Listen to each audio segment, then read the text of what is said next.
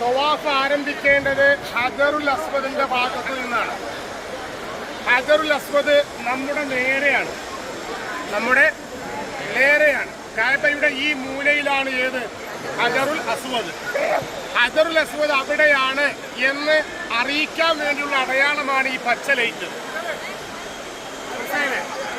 ഈ പച്ച ലൈറ്റ് എന്താണ്? ഹജറുൽ അസ്വദ് അവിടെയാണ് എന്ന് നമ്മെ അറിയിക്കാൻ വേണ്ടിയിട്ടുള്ളതാണ്. അപ്പൊ തവാഫ് ഉംറയുടെയും ഹജ്ജിന്റെയും ഫർളുകളിൽപ്പെട്ട ഒന്നാണ്. തവാഫ് ആരംഭിക്കേണ്ടത് ഹജറുൽ അസ്വദിന്റെ മുൻഭാഗത്താണ്. അതായത് ലൈറ്റ് ഇവിടെയാണ്, ഹജറുൽ അസ്വദ് അവിടെയാണ്. അപ്പൊ ഈ ഭാഗത്തുനിന്ന് അങ്ങോട്ട് എവിടെ വെച്ചും ആരംഭിക്കാം. മനസ്സിലായോ? ഇവിടെ വെച്ച് ആരംഭിക്കാം, ഇവിടെ ആക്കാം, അവിടെ ആക്കാം, അവിടെയൊക്കെ ആരംഭിക്കാം. ഇവിടുന്ന് ഇങ്ങോട്ട് പോകരുത്. അതേപോലെ തന്നെ തവാഫ് അവസാനിക്കുമ്പോൾ ഇവിടെ വെച്ച് അവസാനിപ്പിക്കരുത്. ഇവിടെ വെച്ച് അവസാനിപ്പിച്ചാൽ ഏഴാമത്തെ പ്രാവശ്യം തീരുവോ?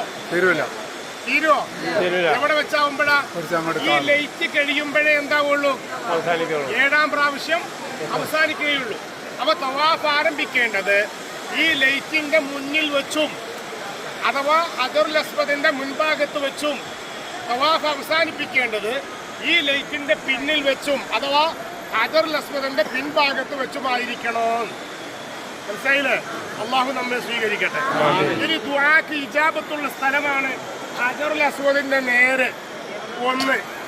രണ്ടാമത്തേത് കഅബയുടെ വാതിലിന്റെ നേരെ. അങ്ങോട്ട് നോക്കിക്കോളി.